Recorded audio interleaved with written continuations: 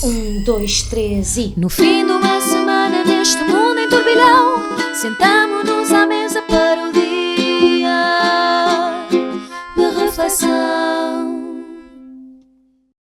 Olá, sejam bem-vindos a mais um dia de reflexão aqui no MyGig. Eu sou o José Paiva e já tenho aqui comigo o Zé Pedro Silva e João Maria Joné. A Maria Escaja está presa num elevador, mas em Paris, segundo Costa, penso eu, não é? Eu vi uma última fotografia, mas desde então não tenho notícias dela. E, portanto, mas nunca num elevador, penso eu. Achas que não? Eu por acaso fiquei com inveja, já não vou a Paris há muito tempo. Olha, com alguma... E não vou a Paris com músicos, especialmente que acho que é o que ela foi fazer, que ainda é melhor. Acho que é uma experiência muito melhor. Sendo que também lá estão já uns quantos. Ela foi muito bem acompanhada, mas a cidade onde podia ir 100 músicos e tê-los lá também é Paris. Achas que ela está mais feliz por estar em Paris sem nós ou mais triste? Muito mais feliz, parece-me. Também, concordamos os três, penso eu. Eu queria só dar aqui uma nota, porque a semana passada este programa podia ter deixado de existir. Se não este fosse, episódio podia não estar a acontecer. Este episódio podia não estar a acontecer neste momento e, portanto, nós queríamos agradecer à equipa de MyGig que nos salvou a vida. No fundo, eu diria, um episódio trágico nas nossas muito vidas. Trágico. Talvez um dos mais, não sei quanto a vocês, mas eu mandei imensas mensagens a familiares meus, vivos e mortos e tudo, e, portanto, não foi fácil estar enfiado naquele elevador que está aqui a 10 metros de nós. Não sei se vocês gostaram da experiência. Pelo silêncio, talvez não.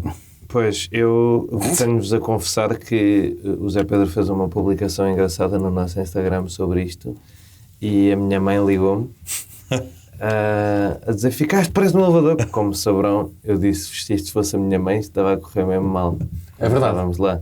Porque a minha mãe tem pânico deste tipo de coisas, mas a minha mãe disse-me isso e eu pensei, fiquei. Já tinha passado. Já me tinha passado ao início da tarde.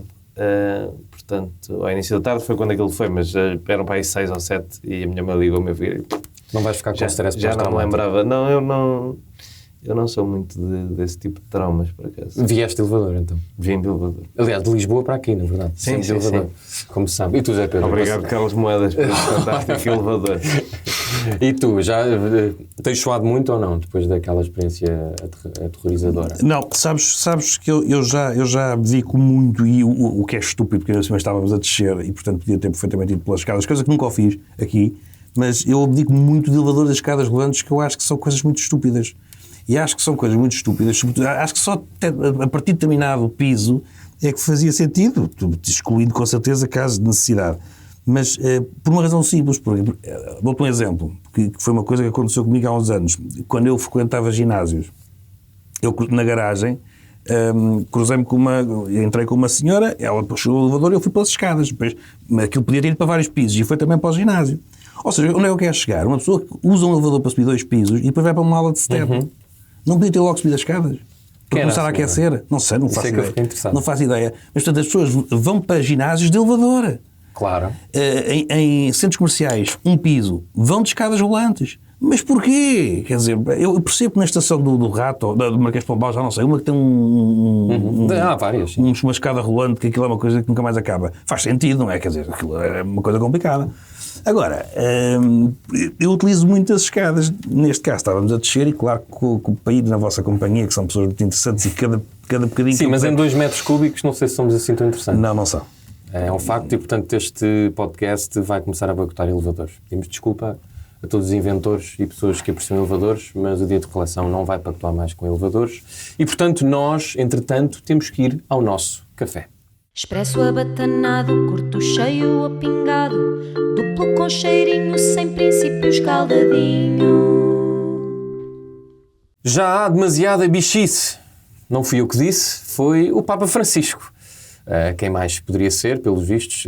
Muita gente pensava que ele não poderia dizer uma coisa destas, mas o Papa Francisco surpreendeu o mundo inteiro e saiu nos jornais acho que já nem se pode dizer alegadamente, porque todos os jornais noticiaram aquilo, disse que havia... Ele já pediu desculpa. Ele já pediu desculpa, entretanto, é verdade, já admitiu. Mas demasiados, penso eu, homossexuais nos seminários, se não me engano.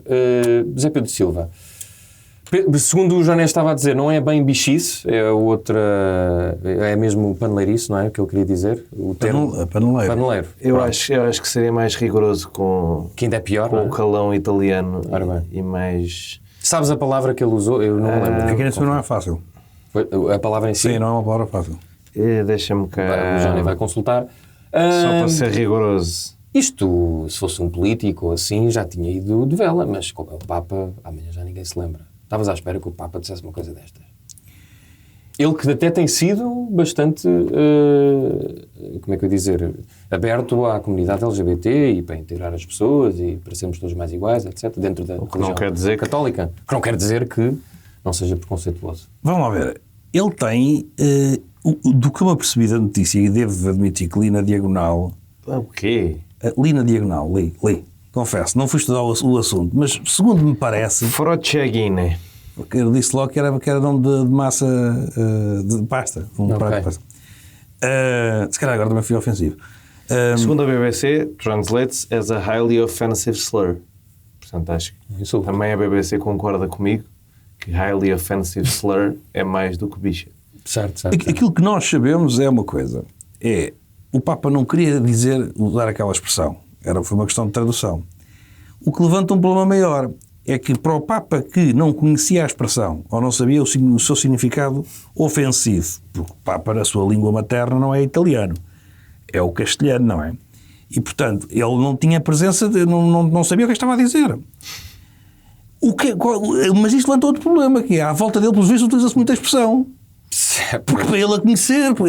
ninguém lhe disse assim no dia para a noite. Portanto, o que dá a sensação é que ali... pela Basílica de São Pedro, toda a gente a dizer o que o João disse agora que eu não vou conseguir, como é que é? É isso. Espera aí. É só para não utilizar a expressão em português, que ainda é pior. Frotchagine. É Frotchagine por todo lado. Ou seja, o Papa está constantemente a ouvir a expressão, porque senão não se lembrava dela, não é? Porque quando uma pessoa desconhece uma expressão, o Papa fala italiano há muitos anos. Fala, mas ele próprio disse que não sabia, não tinha a consciência do poder da expressão. Portanto, se não tinha, conhece-a, portanto, ouve-a. E isso para mim é que foi a grande questão. Foi as coisas que o Papa ouve. Mas dá a sensação que... A questão é, agora podemos passar a dizer que o Papa é homofóbico ou não? Eu acho que não. Se ele não tinha a intenção... Foi só um engano. Se ele não tinha a intenção de dizer aquilo...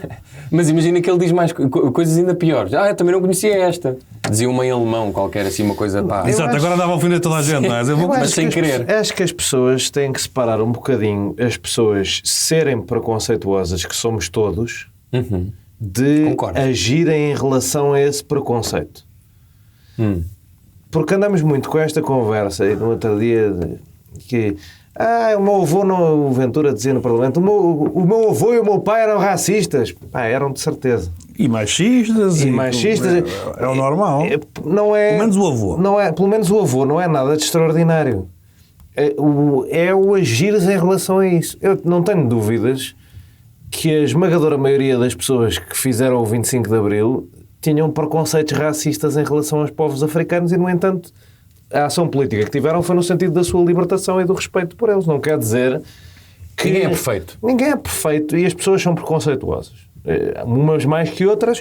O problema aqui está em agir sobre esse preconceito. Ontem tivemos o exemplo, por exemplo, houve um debate das europeias, o Tanger Correia disse...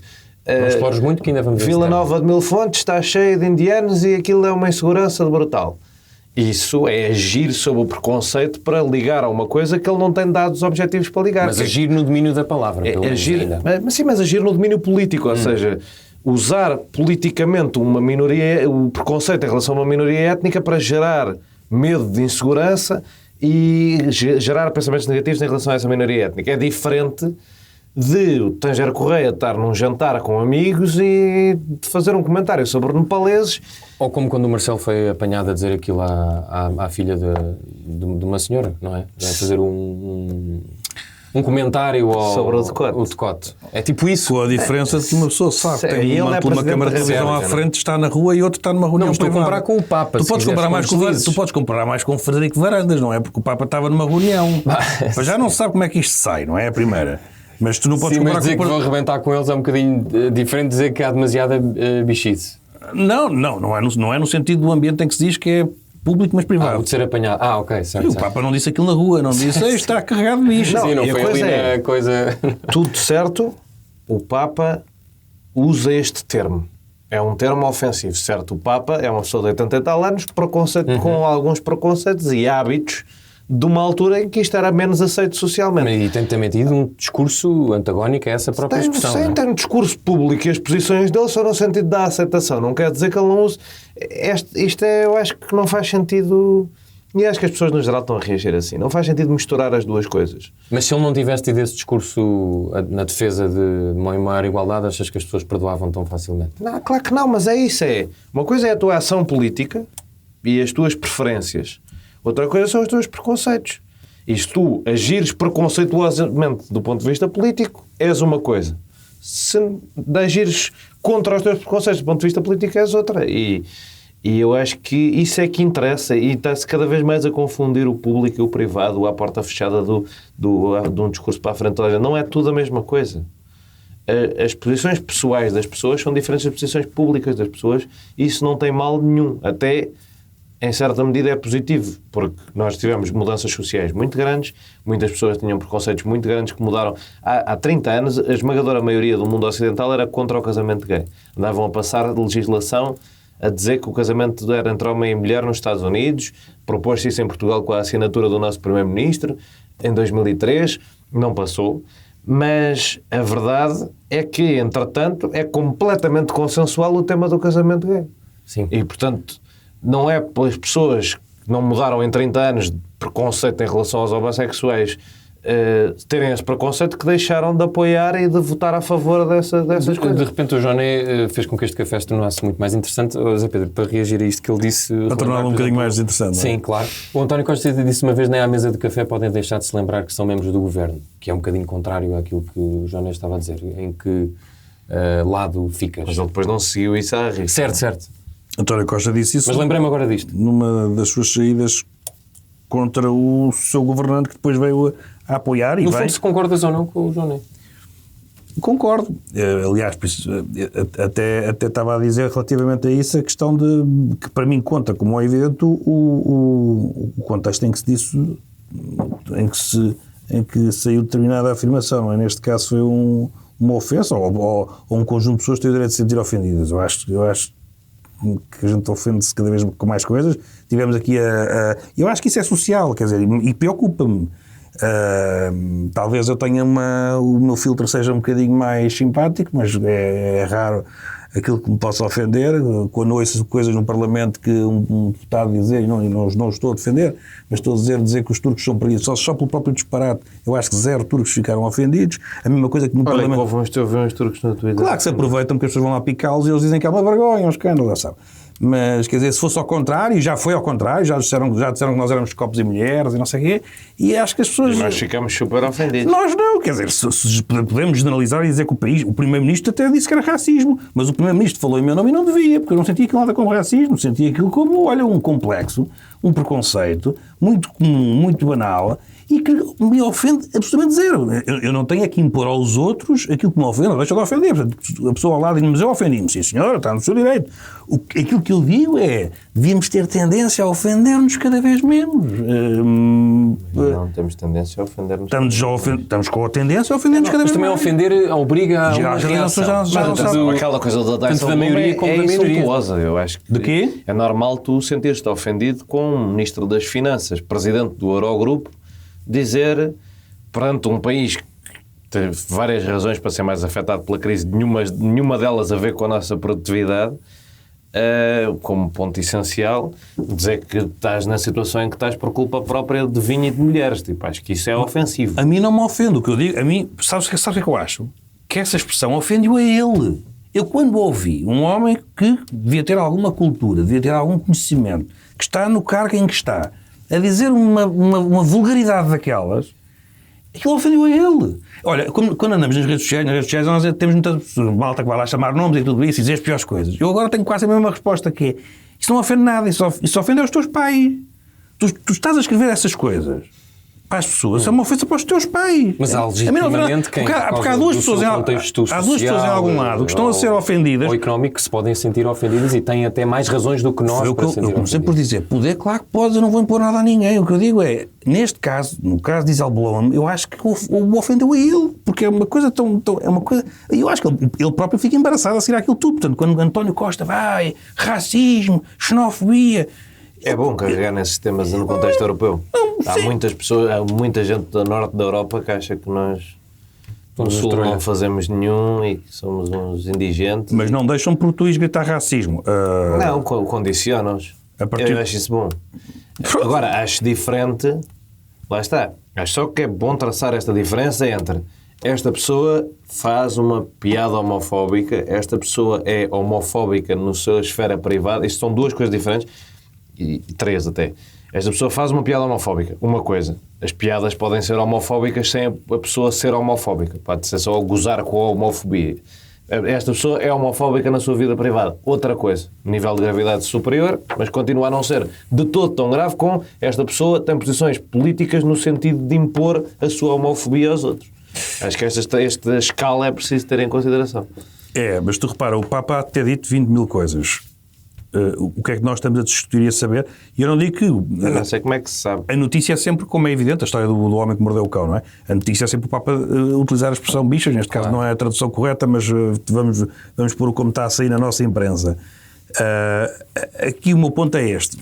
Nós vamos sempre muito atrás destas coisas, porque a própria comunicação social, que deve ter uma responsabilidade social, ou seja, deve pensar numa coisa que é isto interessa, isto foi um erro. O Papa não está, e aí é um pouco o que o João estava a dizer há pouco, o Papa não está a utilizar a expressão em nome da Igreja, referindo-se aos homossexuais como aquela coisa italiana.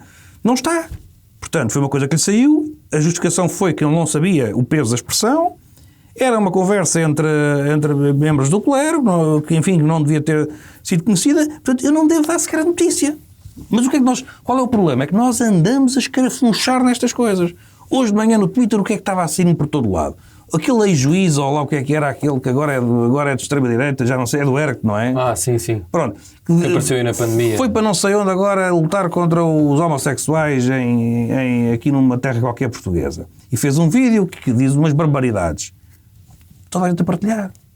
Nas últimas horas em Portugal, com certeza que muita gente produziu coisas lindíssimas. Músicas, textos, discursos, artigos, tudo. Ninguém partilha.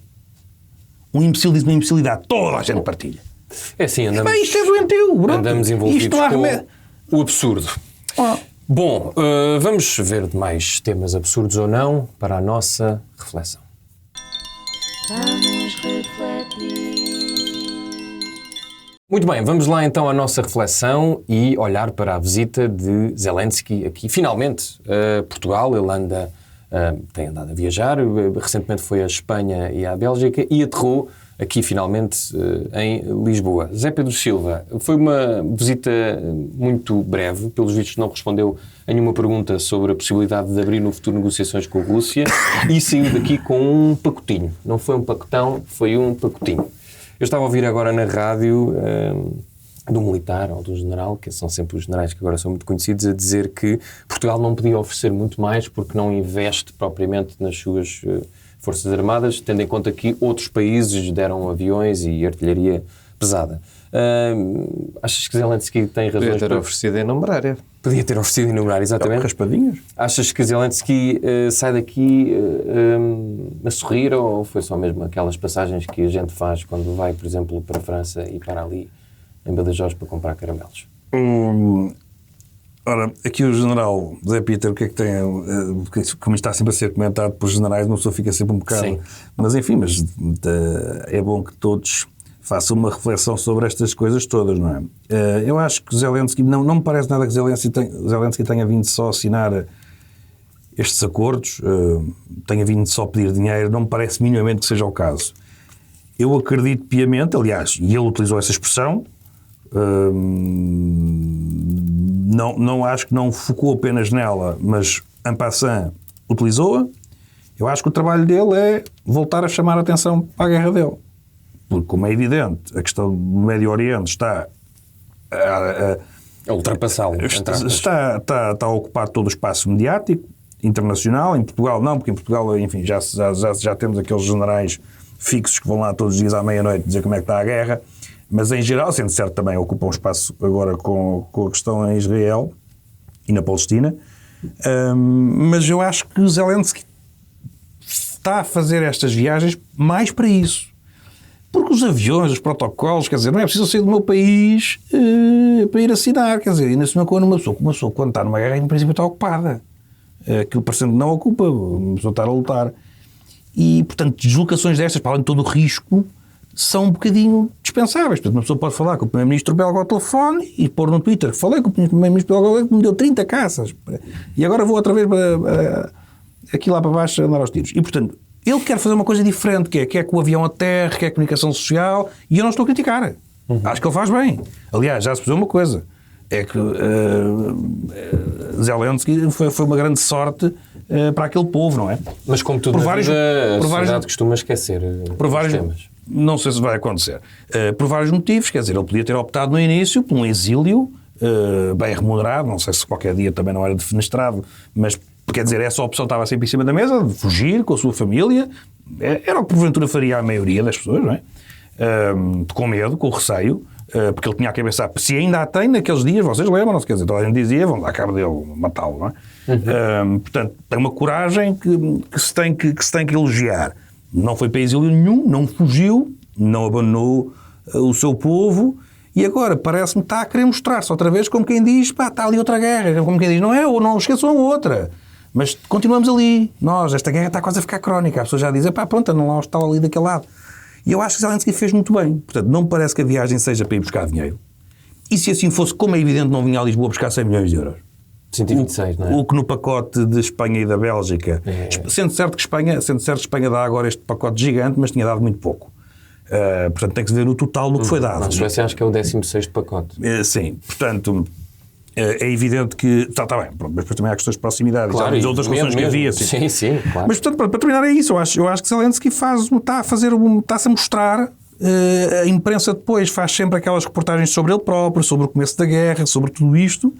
Isto volta a pôr o tema em cima da mesa. Eu acho que é isso que ele quer. E ele as querendo, figuras acho que do faz Estado bem. português portaram-se bem. Nós estava aqui a ler que foi feito até por Luís Montenegro, disse, esforços diplomáticos no sentido de trazer os PALOP para a Cimeira da Paz na Suíça, que nós sabemos que Portugal vai. Achas que sim? Portámos-nos como deve ser? Ou...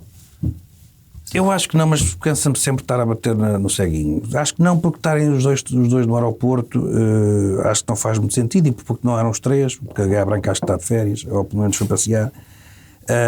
Acho que é excessivo. Acho que está... Não sei. Pelo menos está fora e não se sabe o motivo. Portanto, em princípio... está doente. É particular. Acho que está com a Maria Escaja em Paris. É Paris, pode ser. Portanto, acho que o chefe de Estado podia tê-lo recebido no aeroporto, enquanto o Primeiro-Ministro esperava em São Bento. Acho que foi assim uma coisa um bocado pesada, paradas militares, quer dizer, o homem está 6 horas e tem paradas militares. Mas pronto, isto é sempre estar a dizer mal, sempre por estar a dizer mal. Ou seja, passou, fez. Tenho algumas reservas, acho que foi excessivo.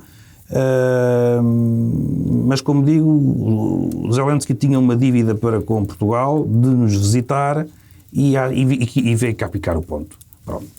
Parece-me que foi isso. E foi simpático. Mas quanto ao resto, não me apetece agora estar a dizer se deviam estar 2, deviam estar 3. É o costume. E paradas militares. Vais na onda do Zé Pedro de dizer que isto é Zelensky sinalizar para o povo europeu para não se esquecer da guerra, e se achas de facto que Portugal não podia fazer muito mais do que também li, são os 126 milhões mais uma espécie de formação aos militares ucranianos futuros. Não é? Pelo que eu percebi, os 100 milhões já estavam programados. Houve um aumento de 26 milhões da parte deste governo. Foi um bocadinho a situação do IRS all over again. Mas obviamente que Portugal não investe o suficiente em defesa e em equipamentos de defesa para poder andar a dar os seus, porque nem sequer tem para si. Pois é. E isto é mesmo uma situação grave que vale a pena discutir, se temos capacidade operacional para começar a ter F-35, se as nossas se conseguimos ter aqui um polo de manutenção ou se temos que andar sempre a pedir emprestado, o que é possível fazer. Esta coisa da compra conjunta de material de defesa podia, que é uma proposta da AD, em que o Sebastião Bugalho tem tocado muito e que eu até percebo, até podia tornar isto um bocadinho mais racional, porque todos os países andarem a comprar F-35s sozinhos, em vez de se fazer uma compra conjunta europeia e distribuir, é capaz de ser ineficiente. Mas, de facto, não temos grande coisa para dar. Agora, a nossa economia não é 10 vezes inferior à economia espanhola, portanto faz um bocadinho de impressão que 10 vezes menos do que os espanhóis. E pronto, eu percebo que o Zelensky quer fazer este momento de lembrar as pessoas, até porque neste momento está muita gente concentrada no Médio Oriente e na Palestina, porque a posição europeia, particularmente alemã, e dos Estados Unidos está cada vez mais insustentável. É cada vez mais difícil defender o governo israelita, ou impossível, sendo coerente com os nossos valores, defender o governo israelita. E a nossa Presidente da Comissão, como se prestou ao papel ridículo de ir para lá dar um abracinho quando não tinha nada que fazer representação externa da União Europeia, de ir para lá dar um abracinho a seguir ao 7 de outubro, agora está entalada com o apoio ao Netanyahu. Eu percebo que o Zelensky tenha que vir. Lá está, o Zelensky é apanhado nas conferências em Madrid, ele teve que falar da Palestina e teve que dizer nós temos a mesma posição que Espanha, e pronto, e é uma posição que me parece mais razoável neste momento. Mas é isso, me prova que há dificuldade para manter este assunto à tona, e não é de agora, não é? A guerra da Ucrânia começou em 2014 com a invasão da Crimeia, certo. E ninguém quis saber durante uma data de tempo, e andou a haver guerra, e o Zelensky é um presidente que é eleito em guerra, já o presidente anterior teve que lidar com guerra o mandato inteiro. E a do Hamas com Israel ainda é mais antiga. Sim, mas nós nunca falámos disto, e se calhar também não, agora de repente apareceu um bocadinho a Geórgia nas notícias, mas ninguém... A Geórgia está ocupada pela Rússia parcialmente desde 2008, que a certa altura pronto, finalmente começámos a fazer frente. Mas isto depende muito de onde é que está a atenção mediática. Eu sempre disse isto em relação a... Acho que uma das coisas mais injustas nas relações internacionais é a maneira como foi permitido a Marrocos anexar o Saara Ocidental. Mas como aquilo é areia, ninguém quer saber. Aquela gente é completamente injustiçada, é horrível. Olha, aí Espanha tem uma posição completamente desumana, deixou Marrocos ficar com aquilo e reconheceu aquilo, e foi o governo do Pedro Sánchez. A Espanha, aliás, tem posições completamente incoerentes em matéria de defesa de direitos humanos, tanto agora quer ser a boazinha da Palestina, como é o pior da Europa em relação ao Kosovo, e também o pior da Europa em relação ao Saara Ocidental. Mas isto são tudo coisas que, a certa altura, não há banda larga dos países para se defenderem todos uns aos outros e para estarem sempre focados na defesa uns dos outros. E já nem há, às vezes, o discernimento para uma pessoa perceber que isto é uma coisa solene e grave e não uma festa, fazendo... Sim, faz a ligação para o nosso boletim clínico, sim, isso é bom, porque ontem houve penso que foi o primeiro debate com todos, certo? Ou é o único debate que vai haver com todos? Eu confesso que não. Acho que deve haver outro na rádio. Só ontem é que vi pela segunda vez um debate. E, Joné, devolvendo-te a palavra, houve esse bate-boca entre Marta Temido e Sebastião Bugalho, e com os outros possíveis eurodeputados, porque Sebastião Bugalho estava muito contente, era um dia de festa com esta vinda de Zelensky. Acho que foi uma gafe. Deixa-me só perguntar-te uma coisa muito diretamente daquilo que eu vi. Estes candidatos são todos muito fracos, ou sou eu que estou a ver mal o filme? Há ali um momento, um bocadinho uma luz ao fundo do túnel, que é quando o Coutinho e a Catarina Martins começam a debater e ficam tipo, olha um debate. Certo. Depois desaparece, porque não havia tempo. Coitado do Carlos Daniel, não tinha mesmo tempo para aquilo tudo. Mas, porque isto depois cria aquela, já falámos sobre isto, cria aquela situação complicada em que tu tens que dividir o tempo irmãmente, apesar de uns candidatos terem capacidade de encher muito mais tempo e de outros terem que fazer um esforço enorme e nem lhes apetecer particularmente encherem o tempo que têm, nomeadamente o Tejer Correia, cada vez que lhe pedem para falar é um sacrifício. É um sacrifício que lhe fazem, que ele fica tipo, fogo, agora tenho que encher o mesmo tempo que estes gajos encheram, porra, não tem nada para dizer. Teve que ir falar de Vila Nova de Mil Fontes, que é provavelmente onde ele passa férias. Bela terra. É verdade que é uma bela terra. Mas de facto... um modelo de... Fazia falta aqui um modelo de 2 ou 3 frente a frente entre quem quer estar frente a frente. Foi feito, penso eu, pelo Observador e talvez por outra rádio, mas não tem a dimensão de uma televisão. Claro, não. Mas destes debates a 4 foram o que se arranjou, porque a AD e o PS não colaboraram. Mas eles não espelham o facto, talvez, a fraqueza dos candidatos, ou é o formato que não... Eu não acho que os candidatos... Ou seja, eu acho que há 3 candidatos com traquejo político forte. Isso sim, claro. E Catarina Martins ao lado de alguns deles é... Catarina Martins, Coutinho de Figueiredo gritante, João... concordando ou não, atenção. Sim, Catarina Martins, João Coutinho de Figueiredo e João Oliveira, sim. Mesmo uma pessoa achando a posição do PCP em relação à Ucrânia disparatada e até um bocadinho abjeta, aquilo está bem defendido. São pessoas que foram líder parlamentar, líder de partido, pessoas que sabem estar ali. E que, portanto, num debate frente a frente se extrairia um bocado de sumo daquilo. Na Marta Temido e no Sebastião Bugalho já é mais difícil. Ficas sempre com a sensação que eles se safaram naquela resposta, decoraram, como o Zé para dizer, decoraram o suficiente ali para a oral, mas se houvesse tempo para lhes fazer um follow-up com o Sebastião Bugalho, isto a altura nota-se bastante bem na questão o Carlos Daniel apanhou ali na coisa do PP e da extrema-direita, e ele responde com mas o PP é que tirou a extrema-direita da Polónia. E aquilo é mentira. Só que como ele já mentiu antes... Depois com uma réplica do Carlos Daniel ele foge completamente para o outro lado. Réplica. Com o profissionalismo de quem sabe estar em debates, pira-se dali para fora, não é? É isso. Mas, ou seja... Mas percebe-se que ele estava... Entrevistas de fundo. Houve entrevistas a 5 Notícias, que nem foram mais da Marta Temido e do Sebastião Bugalho, foram até esclarecedoras, mas são curtas, são 20 minutos, 15 minutos. Uma entrevista de fundo de um candidato destes, depois distinguia-se melhor o trigo do joio. Assim, com estes 5 minutos para cada um... Mas não tens visto nos jornais, entrevistas mais de fundo dos jornais, geralmente? Fazem. Algum tempo, o Público fez umas boas entrevistas de fundo, o Público e a Renascença. Mas só que essas são para... Se calhar eram sempre, mas... Só antes de passar para o Zé Pedro, uma coisa. Ouvi alguém, já não me lembro quem, a dizer que, se calhar na volta até és tu, de facto, no Twitter, que engraçado, que isto poderia beneficiar os partidos pequenos, esta eleição, até porque as pessoas podem, e isso já não foste tu a dizer, já ouvi de outra pessoa qualquer, de que as pessoas mais facilmente podem votar noutros partidos, não vão foi assim, PS, PSD, porque se sentem mais livres, descomplexados em votar de forma diferente. Achas que isso vai beneficiar, tendo em conta mesmo uma maior fraqueza de estilo ou de conteúdo dos candidatos dos partidos mais pequenos? Sempre dos maiores. Dos maiores, desculpa. Sempre foi assim em europeias.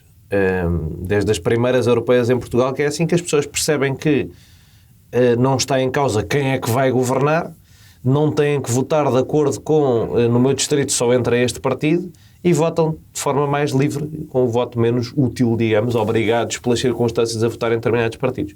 Sempre foi assim, e eu duvido que seja diferente nestas eleições, e acho que isso beneficia, lá está, estes 3 partidos mais pequenos, e mesmo eu punho o LIVRE aqui no sentido em que arriscaram, os eleitores das primárias, não propriamente da direção do LIVRE, mas arriscaram num candidato que está há um ano a querer ser candidato, está muito dentro destes temas, é diferente dos outros, que caem ali um bocadinho de paraquedas porque os partidos os queriam promover de alguma forma enquanto cabeças de cartaz e acharam que as europeias eram uma boa maneira, mais do que serem umas pessoas propriamente talhadas para o cargo de eurodeputado.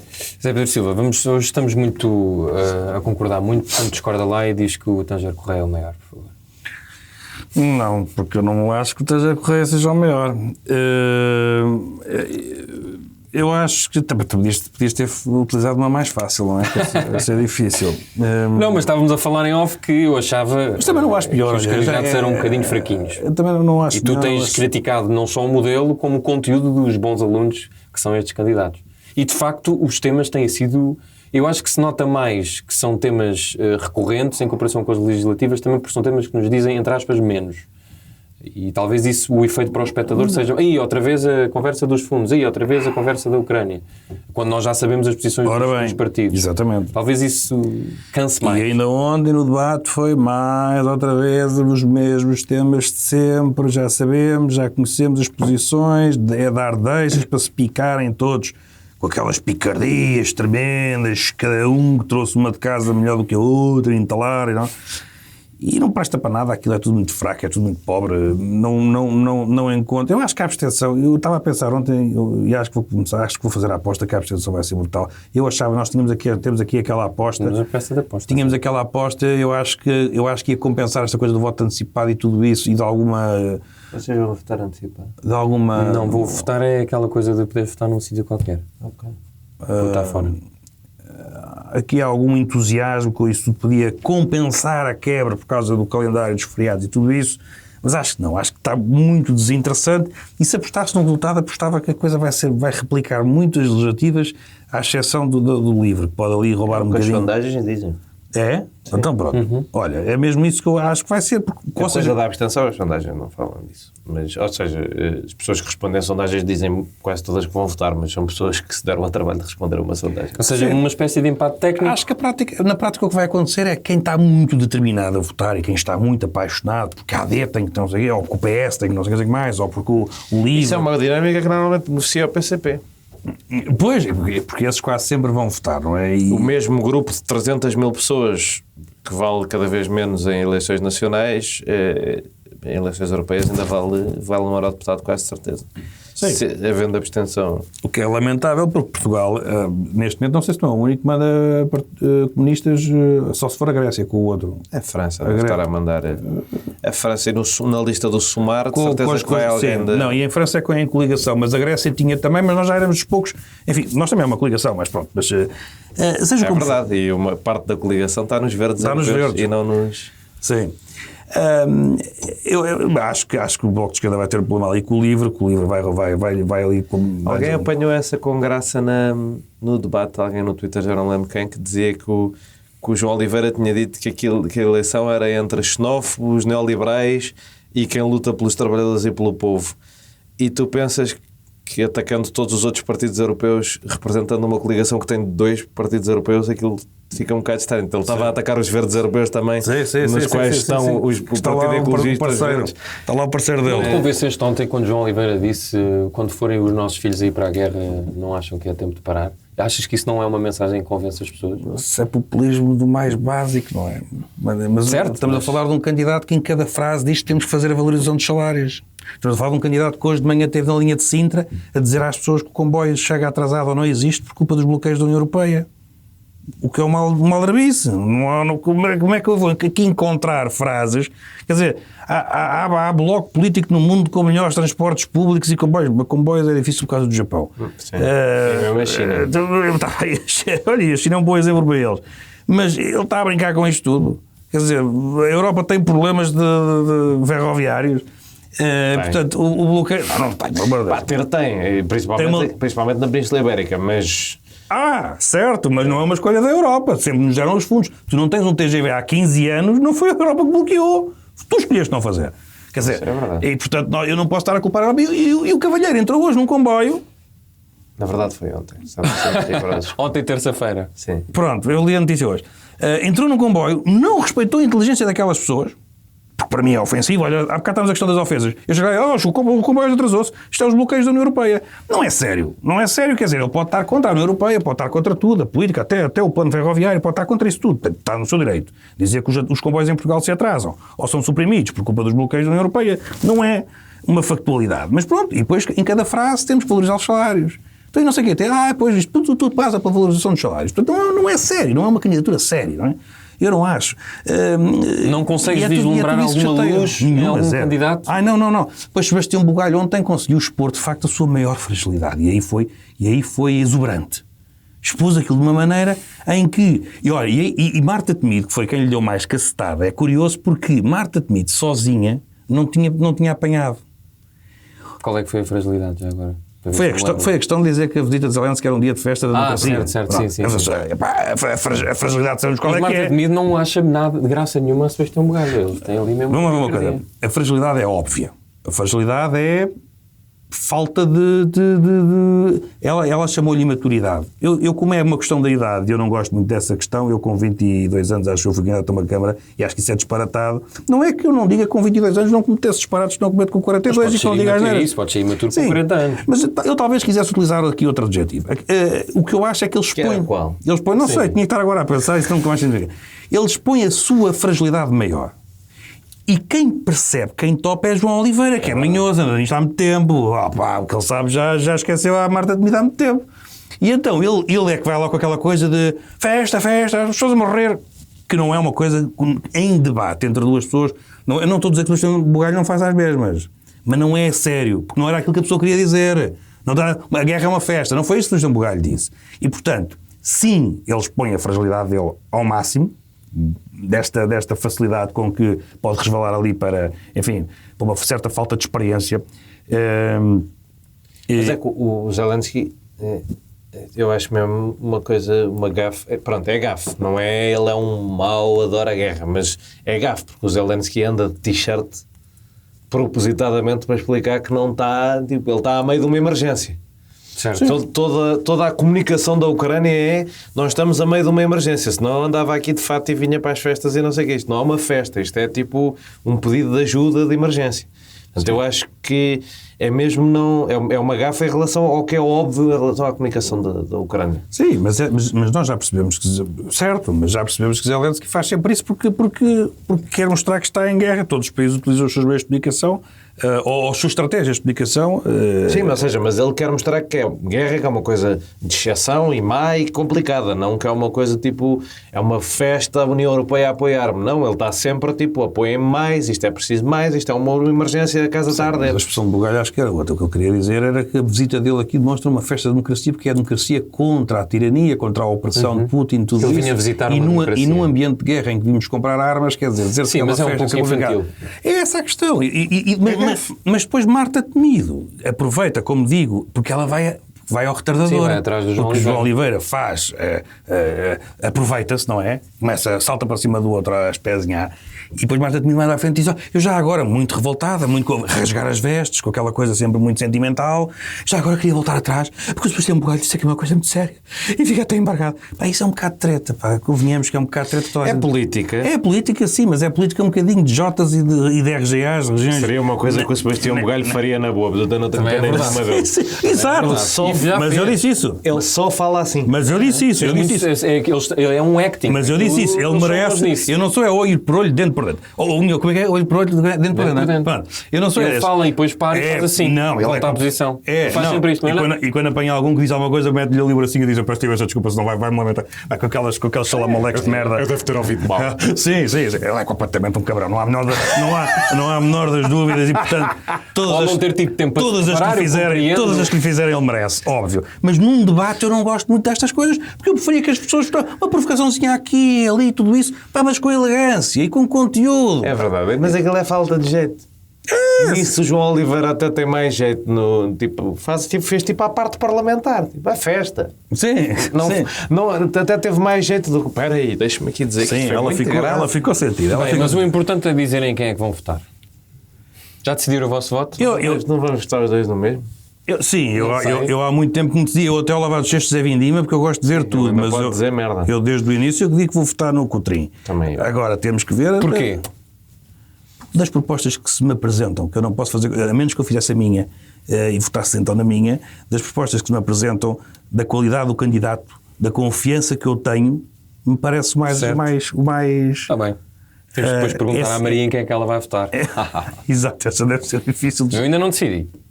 Eu vou votar no João Coutrinho, a não ser que ele diga alguma coisa. Eu confesso, eu tenho seguido as eleições com muito interesse, principalmente da candidatura em que eu acho que vou votar à partida. E, portanto, tudo o que é entrevistas do João Coutinho de Figueiredo, já ouvi, debates, tudo. E ele tem dado bem. Eu estava mais convencido antes dele falar. Porque... Vai ser sempre assim também. Porque ele... a razão pela qual eu quero votar na Iniciativa Liberal e me arrependo de não ter votado anteriormente em eleições europeias é porque eu tenho uma posição antiga para o que me é permitido de que acho que o PSD não devia estar no PPE. O PPE é um partido de direita conservadora e o PSD não é suposto ser... Pode ser, mas não é suposto ser um partido de direita conservadora. Era dos liberais. Foi ali o rato de sacristia que está atrás de Zé Pedro Silva que o pôs no PPE. Mesmo assim, em cima da tua cabecinha, espreitar por cima. É melhor não dizeres o nome, que ainda levas um Se eu fizer assim, foca, olha. Assim mas sim, o Presidente da República é mais de direita do que eu, acho que isso é mais ou menos inegável, mas eu não gostava que o PS estivesse naquele grupo e gosto de dar força a esse grupo, que é um grupo que eu acho que dentro da União Europeia tem a posição mais sensata em relação a um projeto federal, mas mais ambiciosa também.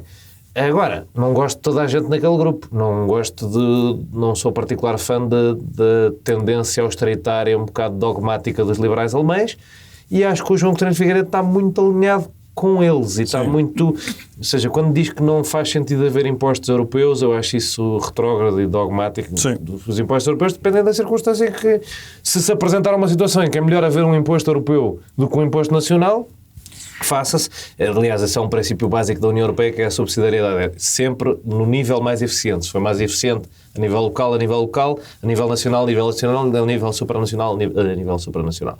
Portanto, eu acho que ele aí nessas posições não tem estado como eu gostaria, como eu e o Emmanuel Macron gostaríamos que ele tivesse. Não tem estado no tema da imigração, aí já sou mais eu contra o Emmanuel Macron, mas então eu e a Margaret Vestager gostaríamos que ele tivesse.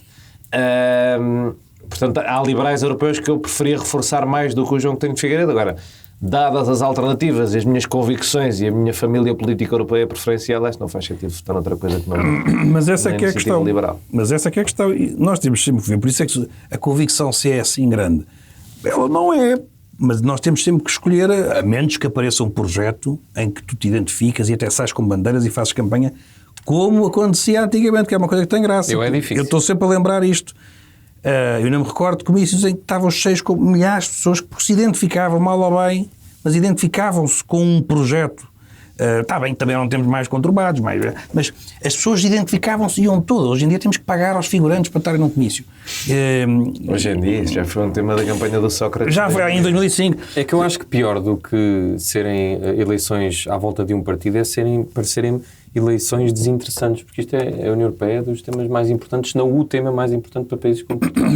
Sim, e agora só... Os candidatos não são chamativos o suficiente. E para ligando ao que tu estavas a dizer e ao que disse o Johnny relativamente ao Coutrinho e à questão da fiscalidade, eu ando à procura de uma coisa, porque falou-se mais nestas eleições, ou até agora pelo menos, mas suspeito que vai continuar assim, fala-se muito mais do alargamento, por exemplo. Que é uma cena em que, e em Portugal eu acho engraçado que os candidatos e os partidos e tudo isso falam como se fossem uma Alemanha ou uma França. Discutem, está bem que nós entramos em 86, somos uma das 12 estrelas, como disse Sebastião Bugueira. Exatamente, quando ainda era Madeira, quando eram as 12, e somos de facto uma delas, e isso é importantíssimo, é quase tão importante como... É curioso ter-se cagado, é tipo logótipo. Ter-se cagado em adicionar estrelas a partir daí. Exato. É que os americanos adicionaram até às 50, mas nós cagámos. Estavam 12. Não, e podia pôr assim como nas notificações, mais agora. Fala-se mais do alargamento, de uma coisa, uma coisa que para mim é muito mais interessante discutir, que é o aprofundamento. É até a velha discussão. E isso não se discute. A matéria fiscal é mais importante. É mais importante. Até falou-se. E a Marta Temido teve-se uma saída ótima também. Qual é que foi a saída dela? Os portugueses não estão a perceber nada do que nós estamos a dizer. Exato. Mas ela está a ficar... Eu tenho a dizer isto. Eu acho que o primeiro debate, o Bugalho é bastante melhor que ela, e eles, entretanto, ao longo dos debates trocaram de posições. Ela ficou muito melhor e ele ficou muito pior. Sim. Não sei o que é que se passou, se ele se sentiu muito condicionado, o que é que foi. Mas o debate de regras orçamentais é muito giro, mas eu ontem vi o Martinho Lucas Pires a comentar isso, que é um gajo que percebe muito desse assunto. Eu vi o tweet dele. E ele dizia uma coisa que é verdade, que é quando a França quis ir contra o procedimento de déficit excessivo e ter déficit excessivo, nunca ninguém pensou em sancionar a França. Isto no fim do dia. As regras o limite das regras orçamentais é a vontade dos Estados. Certo, mas além de uma coisa que me parece também evidente, que é a questão do caso a caso e a questão das avaliações. Isto não quer dizer... Claro, mas é isso que eu estou a dizer, é caso a caso. E se tu fores mais poderoso, menos regras se aplicam a ti, se fores menos, mais regras se aplicam a ti. Uma última questão que é, nem sequer por exemplo, nestas últimas eleições, 2 eleições legislativas, houve o papão da extrema-direita, neste caso do Chega. Nem esse papão pode convencer as pessoas a ir votar. Porque, qual quer dizer, papão? O do Chega. Qual papão? Papão. Porque Tanger Correia, pelos vistos, não mete medo a ninguém. Repara, eu não sei se as pessoas sabem que o Tanger Correia é o candidato. Só esta semana que entrou nos cartazes. Com o Ventura ao lado, não é? Com o Ventura ao lado, claro. Europa das Nações. Já discutimos aqui isso. Eu não sei... E depois vamos embora, temos mais que fazer. Não, ainda temos a Madeira. Se há campo político quando Chega até consegue estar um bocadinho mais à vontade, nem que seja pelo crescimento que vão tendo forças políticas congêneras, é no espaço europeu, não é? Quer dizer, até mais. Mas não me parece, agora não se pode dizer que eles vão crescer. Tem menos resistência. Não é esse medo que eu estou a perguntar, não me parece haver esse medo nas pessoas. Mas crescer mais do que 18 é difícil, mas já ter 18 é uma coisa um bocado tramada. Não, estou a dizer nas europeias. Sim, ou seja, eles podem ter quantos, realisticamente? As sondagens estão a dar entre 15 e 18. Não, mas de eurodeputados, só eu. 3 ou 4. Ok. Com menos... Já é bastante. É passar de ter 0 deputados da extrema-direita em Portugal para teres 4. É verdade. Dos 21. É um bocado. Parece que não foi preciso eles fazerem nada. Isso é que é um bocado alarmante. Reparem, por isso é que eu te digo. Mas estão a candidatar um professor universitário, antigo coordenador do Gabinete de Relações Internacionais da PSD em segundo, e estão a candidatar um antigo secretário de Estado do CDS em quarto. Portanto, é uma lista em que eles se propuseram a ter lá gente preparada. E parece-me que a tendência de subida deles se vai manter porque estão no terreno deles perfeito. Certo? Ou seja, sofrem muito menos resistência nesta discussão do que têm internamente, apesar dos eleitores serem os mesmos, como é por mais evidente, não é? Mas o tema... Sim, ninguém acha que eles vão fazer uma ditadura da Europa, apesar de ser possível também num sentido diferente, ou seja, eu acho que as pessoas não estão a perceber bem o risco que é a extrema-direita fazer parte da solução de governo da Europa, se quisermos. Para transformar o que é o projeto europeu, de ser uma cena de centro, de consenso entre centro-direita, centro-esquerda e centro, para passar a ser uma cena só de direita. Sim. E Tanger Correia ontem disse uma coisa, porque ele fala muito pouco e com pouca vontade, mas às tantas sai-se com uma expressão que é muito eficaz em termos de eleitorado. Se é mesmo assim, seria outros 500, mas ele às tantas diz, porque está-se muito a discutir a imigração na Europa, estão todos os países a discutir, é um facto, porque há um problema, e o que é que ele diz? E o Chega tem vindo a dizer isto desde sempre. Isto é eficaz. O que as pessoas dizem o que estes senhores é verdade, eles há muito que avisam, este problema, isto funciona. Não interessa propriamente as posições. Isto funciona, não. Se é um problema, de facto, nada isso interessa. Interessa é as pessoas percepcionarem como um problema.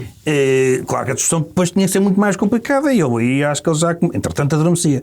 Mas mandou aquela bucha. Não, antes de dizer, eu não posso mandar aqui ver ninguém para... Exato. É que entretanto tem que sair daqui para o barco para a vela. Começar a micose. Bom, Está feito. Ir para a Madeira. Vamos embora. Por acaso ontem, já falo sobre isso. É quando entrevistei um ator que esteve a gravar na Madeira. E eu no fim disse, olha, quando fores lá outra vez de férias, bebe poncha. E ele riu-se. Só que ele era sul-coreano e não tinha grande expressão. É sul-coreano? Ele é um ator sul-coreano. Teve a gravar na Madeira, assim, mas... Uma coisa do Star Wars. E ele não teve tempo de beber poncha, não é? E provavelmente, se calhar, também não bebe. Era só esta. Provavelmente. Provavelmente não bebe. Sei lá. Acho que não. Falamos de eleições da Madeira. Não sei se causou bebedeira ou não, mas Miguel Albuquerque ganhou. Parabéns ao Miguel Albuquerque. Esse dia houve outro evento qualquer. Sem maioria. O quê? Nesse dia das eleições houve outro evento qualquer que distraiu um bocadinho. Pois houve. Não vale a pena. Entretanto, o novo Executivo conseguiu o apoio de 21 deputados. Chegou-se a temer, penso que li, que havia aí uma espécie... Já conseguiu o apoio de 21? Já, com a coligação. Mas isso é com a coligação. Com coligação. Uma geringonça entre Paulo Cafofo 21 ao CDS? E os Juntos pelo Povo. 19 mais 2. Pronto, entretanto, assim se explica a indigitação. Tá bem, sim. Beleza aquilo que eu tenho, que eu entretanto vou à minha vida. O PS e os Juntos pelo Povo tentaram fazer uma geringonça, mas acho que não correu muito bem. Não. Joné, decididamente está resolvido o problema que aconteceu com a Madeira e por causa do envolvimento de Miguel Albuquerque nas nas investigações judiciais. Achas que agora a Madeira vai ter um governo estável ou não? Claro que não é? Não há uma maioria absoluta, não há um governo estável. Porque em Portugal é impossível nós considerarmos governos estáveis com maiorias relativas. Por alguma razão. Não te babes, pá. Vê lá. Vai bem. Mas sim, não me parece que isto vai correr muito bem porque ninguém na Madeira, ou praticamente ninguém sem ser o PSD e o CDS, estão confortáveis com uma nova presidência do Miguel Albuquerque do governo regional, e não sei se isso vai funcionar um bocadinho como está a funcionar ao nível dos Açores e do continente, em que é tipo o PS não quer mandar abaixo porque seria com o Chega e portanto eles vão-se aguentando assim em governo minoritário. Não é mau para a nossa democracia que se ganha um bocadinho essa cultura de que maiorias absolutas não são a vida, e não é mau para o PSD Madeira ter esse escrutínio, porque eu, acima de tudo, acho que não faz bem a partido nenhum, por mais que eu goste dele estar 40, 50 anos no poder. E, portanto, acho curioso, não é? O Miguel Albuquerque ganha um partido à tangente, muito questionado, quase nenhum partido quer fazer um acordo com ele, e ele mesmo assim consegue sem uma maioria manter-se. Vamos ver por quanto tempo, mas Sim. acho que... Há garantias que a Iniciativa Liberal, o Chega e o PAN não vão hostilizar, mas isso pode ter rédea curta. Sim, é isso. Eu não digo que não seja possível isto durar um bocadinho. Não sei se dura mais do que um bocadinho. Mesma lógica para o continente. Não estou bem a ver... Claro que o PS teve um resultado fraquíssimo, teve um candidato que já se desgastou e já não tem a popularidade que tinha quando foi candidato em 2015, acho que foi 2015 ou 2019. Mas foi um candidato que teve a 4 pontos de ficar à frente do PSD com uma ampla coligação. 2019, acho eu, quando ele ficou a 4 pontos.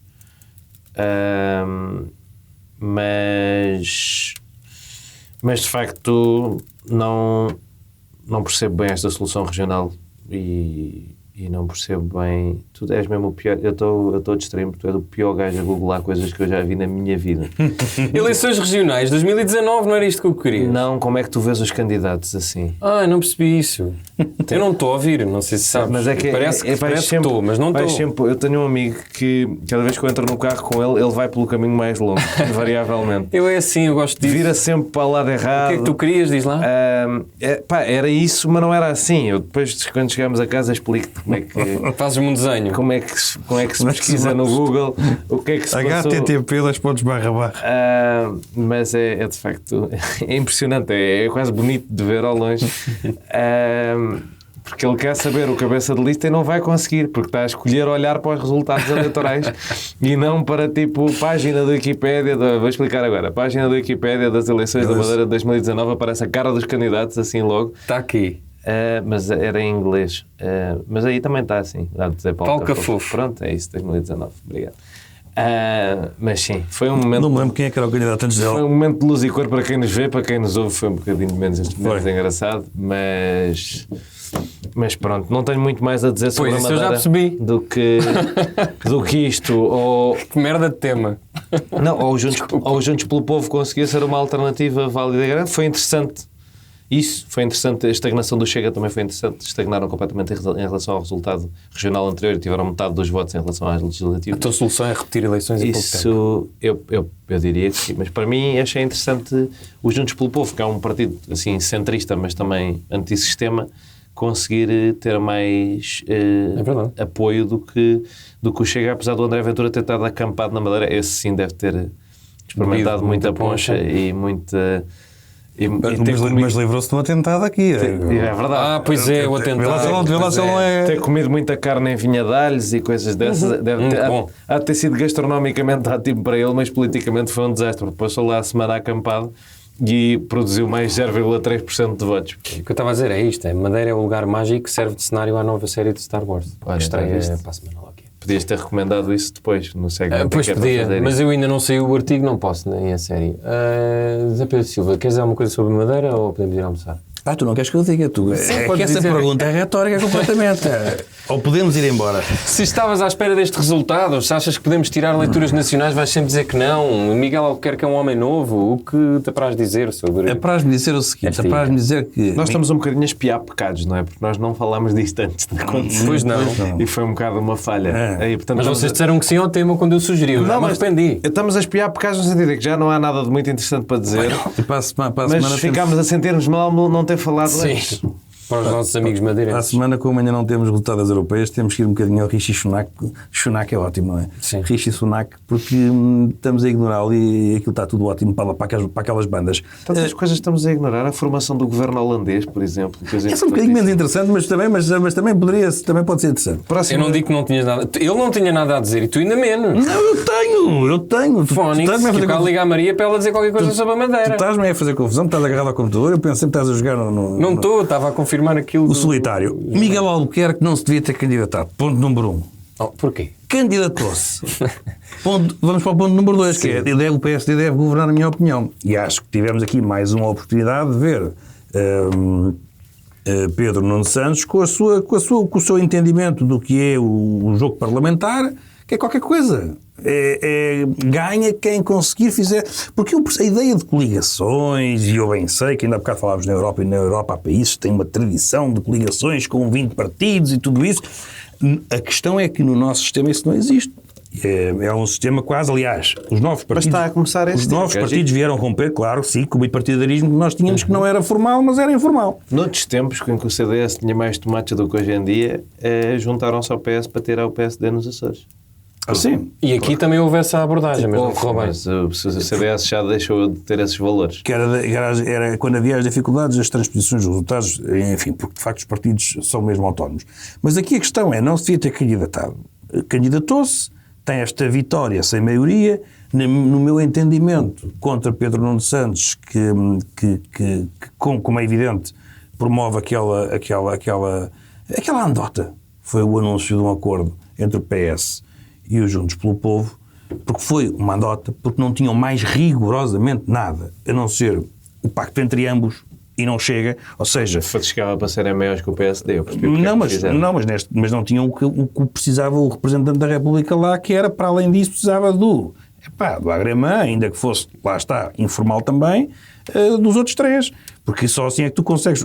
Porque o acordo deles nem sequer passava. Não passava ao governo. Eu acho que isso é para condicionar, eu até achei bem jogado. Não passa ao programa de governo sequer. Não passava. E este vai passar. Certo. E o orçamento. Não passarão.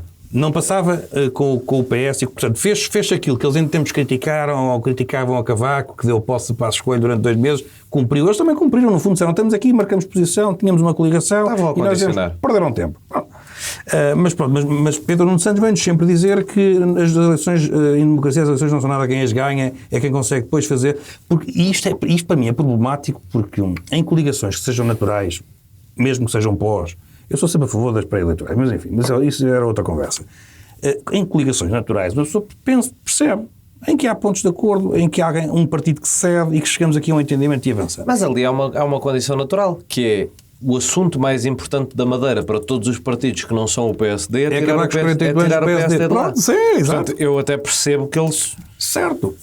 Mas isso é quase a tal história das coligações negativas. E depois tem o ponto é que não conseguiram passar. Mas só para terminar, muito rapidamente, aquilo que me assusta nem é nada político, acho que de facto isto é muito frágil, mas eu continuo sempre a pensar nos próximos passos do Ministério Público, porque continuam a existir problemas na região. Como existem, e não é só ali, quer dizer... Sim, é que o caso não vai deixar de existir só porque... O caso está em investigação, quer dizer... portanto, é um pouco ridículo até este cenário. Sim, e eu acho que nós aquilo que assistimos com António Costa e com a Operação Influencer, nós estamos... Não estou aqui a comparar casos... Foi ouvido entretanto, não é? Foi. Nós estamos aqui a comparar casos porque eu desconheço-os profundamente e, portanto, não posso pronunciar-me sobre eles. Mas estou a ver o ponto de vista político, que é... nós temos... a questão da Madeira, temos o próprio Influencer, temos a questão agora de volta à baila o Tutti Frutti da Câmara de Lisboa, que vai bater com pessoas que estão no governo. Mal ou bem? O que é que ele quer dizer? O Ângelo Pereira, não é? Na Câmara Municipal de Lisboa. E o ministro Pedro Duarte. Sim. E o Pinto Luz. O que é que ele quer dizer com o mal ou bem? O mal ou bem é que nós, como vimos da Operação Influencer, nós já não sabemos o que é que podemos contar. Esta insegurança que há relativamente à justiça, em que pega num almoço de... Podes mesmo falar da Operação Marquesa, em sentido um bocado inverso, mas também foi uma coisa um bocado de descredibilizar a justiça portuguesa. Também descredibilizou pela forma como foi tudo. Como é que se faz, como é que uma coisa que parece um gol de baliza aberta, de repente chegas ao momento e afinal aquilo é tudo frágil. E que está investido, e que está montado o pandemónio e que descredibiliza, depois temos a Operação Influencer. E agora a questão que eu deixo é, tanto na Madeira que existe um processo, como o regresso do Tutti Frutti, e como isso pode também envolver o governo, e nós sabemos como é que agora as coisas estão frágeis. Quer dizer, depois da Operação Influencer, não há nenhum parágrafo que não derruba o Primeiro-Ministro. Ou o Ministro, pelo menos. E depois começa uma demissão, começa outra. Esperemos que não. Eu não estou a dizer que é um desejo. O que eu estou a dizer é que nós, neste momento, quando se fala de... Mas será que isto é estável? Eu, do ponto de vista político na Madeira, diria que sim. Porque diria que o agravamento de mais 3, em que não são precisos os 3, é suficiente para passar programa. É suficiente para passar orçamento. Aquilo governa-se. Pode haver uma outra coisa que o PS tenha que negociar, mas governa-se. O meu ponto de vista, o ponto da instabilidade não é político. Aí até é a razão pela qual eu percebo mais aquele anúncio de acordo, que é, isso muda tudo se o titular do cargo de presidente do Governo Regional mudasse. Ou seja, eu percebo aquela tentativa de all-in, de bora lá, porque aquilo está tudo dependente de uma estrutura de poder montada às costas do Estado, não é? E, portanto, se aquilo por acaso mudasse, era um castelo de cartas que se desfazia ali. 48 anos são 48 anos. Muito bem. Estão satisfeitos? Está ótimo. Pronto, não precisam de voltar. Terminada a nossa reflexão, vamos ainda mandar as Estás pessoas. insatisfeito com a reflexão, não é? Não gostaste? Fica sempre. Eu fico Quer sempre mais. Por acaso é pior do que sopa fria. Vamos mandar as pessoas a um sítio.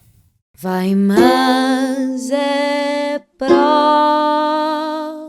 Eu queria dizer que, ao contrário de José Paiva anterior, eu gosto de facto de sopa fria. E dizia os telespectadores e ouvintes em erro. E o Johnny Press também gosta de sopa fria. Eu só bebo sopa fria quase. Gaspacho, Vichyssoise. Ora bem. Não, eu diria que há certas sopas que não é? Quase todas as sopas eu bebo frias. Eu adoro sopa fria. Não, isso já é um bocadinho... Eu caldo verde também frio. gosto. Às vezes Caldo também. verde não dá. Não, caldo verde não é sopa. Então só tem cheio. Não gosto de caldo verde. Vou começar eu. Vou mandar as pessoas...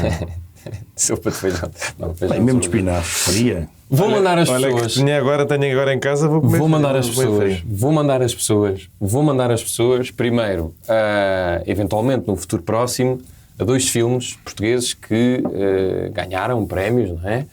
Em Cannes, o Grand Tour do Miguel Gomes e o Bad for a Moment do Daniel Soares. Eu fiquei muito contente com os 2, mas o destaque maior talvez vá para Miguel Gomes, porque nunca nenhum realizador português tinha ganho aquele prémio de melhor realizador. E tendo em conta o cardápio de candidatos que estavam para ali, aquilo não é coisa menor. E pelos vistos, a presidente do júri, que é a Greta Gerwig, a senhora que fez o filme Barbie, tu deves ter visto o ano passado ou não? Não vi. Mas vais ver. Está na HBO, se quiseres, também podes ver. Não tenho paixão. Gosta muito dos filmes do Miguel Gomes. Portanto, o nosso cinema, apesar de, ainda hoje estava a ver isso, os filmes mais vistos do ano terem 7.000 ou 8.000 espectadores, são vistos pelo mundo inteiro. Nós cá é que às vezes não queremos muito saber. Mas vamos sempre a tempo. Depois, queria mandar as pessoas à Feira do Livro, que começa hoje. Não sei se vocês tinham essa sugestão, mas começa... Tinhas essa? Já tinha pensado nela. Has de ir lá também, não vais? De certeza que vais. Eu hoje vim à Zé Pedro da Silva, vocês não estão prontos. Pronto. Tu gostou? Mandar as pessoas à Feira do Livro, que vai decorrer durante imensos dias e é uma altura ideal para ir comprar livros que não se vai ler, que é o que eu faço geralmente, e ainda por cima com desconto. Compras os livros só para o Instagram. Ora, e para apanhar o sol, que é o que me acontece agora, porque eu tenho umas janelas grandes e estou com uma estante Pai, e há livros cheios de sol. Faz por favor aquele post de que não me te apetecia nada estar a ornato todo o Nunca mês em fiz. livros. Desculpa lá, mas nunca fiz. E não tinha para comer porque gastei tudo em livros. E depois vou mandar as pessoas a uma série que convenceu-me e é bastante engraçada. É uma espécie de thriller humorístico, se bem que estes 2 géneros são desconexos, mas por isso é que é giro metê-los no mesmo saco. Chama-se Bootkin, está na Netflix, é protagonizada pelo William Forte. Eu nunca sei dizer o nome, eu não sei se é Will Forte, que é um humorista norte-americano bastante conhecido do Saturday Night Live e assim. E a série é sobre um senhor, que é este ator, que é um podcaster, muito, muito conhecido, que fez um podcast sobre o cancro da mulher, só que a senhora depois sobrevive e fica chateada por ele ter feito o podcast. Só essa premissa é ótima. E vai até à Irlanda ser ajudada por uma jornalista do The Guardian que está a ser investigada. Mas fica chateada por ele ter feito um podcast. Não, porque revelou a história toda da vida dele. Mas ela era para ela fazer um podcast. Há pessoas que não gostam mesmo nada de podcast. Não, porque o podcast revelava segredos íntimos e coisas de... Mas ela não sabia o que ele estava a fazer? Acho que não sabia, não. Não. Mas esta não é a história. A história é vai esta mini equipa para a Irlanda. Mas nós já queremos saber dessa E depois eu sei, eu comecei logo pela melhor parte. Mas esta não é a melhor parte. Investigar o desaparecimento e morte de 2 pessoas. Aquilo tem a ver com uma festa tradicional de Bootkin, desta vila irlandesa. E o desenrolar da história acho que vale a pena seguir. São 7 episódios que se veem bastante bem. Eu não estava à espera de gostar tanto. Pronto, fica a sugestão para quem gosta de podcasts de crime ou para quem não gosta e quer gozar com os podcasts de crime. O Bootkin é uma ótima escolha. Zé Pedro Silva, vais mandar as pessoas. Só tenho uma conversa. Okay. Já não é nada mau. Tenho uma conversa no Porto, na Galeria Fernando Santos. Eu devo dizer isto. Ultimamente já repetiste sugestões e já não trouxeste. No próximo episódio, se não trouxeres, escusa. Eu vou dar uma. Mas uma não chega, trazias até meteorologia, trazias restaurantes, trazias visitas a conventos e agora, sim, ele tinha restauração a dar com pau. Tenho que tratar disso, mas tenho tido Desculpa, tiveste que levar uma reprimenda. Olha como o Guiá Branco. Tenho tido muitos afazeres, mas vou-me aplicar mais no mandar as pessoas a um sítio. Só nesta Sabes, parte, não tenho o resto caga. Sabes, não tenho saído muito. Não, mas no dia 1 de junho, este sábado, no Porto, eu não estando lá não posso ir, portanto quem puder vai, porque é uma conversa muito interessante na Galeria Fernando Santos, e às 18 horas entre o José Pedro Croft, o Pedro Cabrita Reis, o Pedro Calapés e o Rui Sanches. Eu faço sempre estas recomendações na esperança de que um deles um dia me diga assim: vai, o rapazinho ali do podcast, dá-lhe lá uma peçazinha qualquer, porque ele já mandou à Arcos, já mandou à Galeria, dá-lhe lá uma coisinha. Mas só pode ser muito interessante, e é um programa diferente. Portanto, 18 horas na Galeria Fernando Santos no Porto é a recomendação que eu tenho para fazer.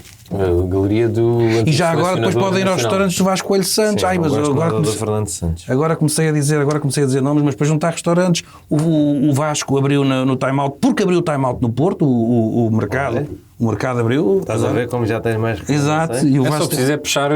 Pronto. Mas agora tenho medo de não... Agora vamos andando e tu... Tramontana, em Gaia...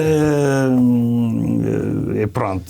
Okay, eu nunca vou recomendar restaurantes aqui, que eu não quero que as pessoas estejam a empestar os sítios onde eu vou. Vais mandar as pessoas onde, Dani? Eu vou mandar as pessoas... Então, isto agora vai ser assim todas as semanas. Isto é a minha altura preferida do ano, são os Santos Populares. É e, portanto, organizaram-me aqui um PDFzinho com todas as coisas que há na Grande Lisboa de Santos Populares. E hoje já no Livramento, quem quiser ir ver o trio Ideia Fixe, eu não vou, mas quem quiser, divirta-se. Eu se calhar vou à Praça da Alegria, porque há lá festa, mas diz assim, festa. É muito vago. Festa no geral. Ou também é em Santos, que diz Carapaus, Azeite e Alho. Eu não sei se é em Menta ou uma banda que vai lá tocar. Mas de qualquer das formas parece-me bem. Até à próxima quarta-feira começam as festas do Oeiras na sexta-feira. Costumam ter o melhor cartaz, porque tal como na Madeira a malta gasta bem o dinheiro. E portanto tem Black Mamba logo na sexta. Vai ter Delfins, vai ter Kim Barreiros. Isto é só até quarta-feira. Depois, Livramento há na sexta e no sábado, depois também não há mais, até quarta-feira já não aviso mais. Campolide, Rebeca no sábado, que é onde eu estarei. Também, não, no sábado, na sexta. Micaela no sábado, isso aí já não vou. Há Gel em Belém no sábado também. José Malhoa na Vila Berta, na Graça, no sábado. Em Belém, sendo que acho que é nos Moinhos. É lá em cima nos Moinhos. Aqui diz a Real Belém. É capaz de ser noutro sítio. Portanto, sítios é um bocado isto. Há os Combatentes, que é ali ao pé da minha casa, na Estrela, também fazem coisas no sábado, onde foi a festa da Maria Escás, no ano passado. Também começa a haver festa na Moraria, mas não há concertos propriamente ditos. Já há uns na Misericórdia, no sábado também, no Mirador de São Pedro de Alcântara. E Graça é só para a semana, mas esta semana também há Alfama. Podem ir colocando os créditos, se quiserem. A Real de São Miguel, a Real de Magalhães. Estou a ser como o Zé Pedro. Não sei porque é que quando eu nunca sou assim. Não, isto é a Maria Escás, é que é assim. 3 é Pedro. Há Largo da Rosa também. E eu acho que está feito os sítios em que há. Concertos assim a Maria Escás. Agora vamos fazer um mapa, pomos nas redes sociais e tu assinalas aqueles a que vais. Um dia destes para as pessoas não irem. Um dia destes temos fazer o Arraial de Reflexão. Aí, pá, isso e o Arraial de Reflexão é, em vez de música pimba, ficamos todo com conversas chatas. Claro. Toda a gente a ver trabalhar com a sardinha e eu... Ouvir-nos em loop. Bom, está feito mais um dia de reflexão. Para a semana voltamos os 4, ou não, nunca se sabe se o elevador deixa. O elevador à espreita. Ouçam-nos em todas as plataformas. Beijinhos, saudinha da boa, digam adeus. E Maria Escasa diz Escaja não, Escaja.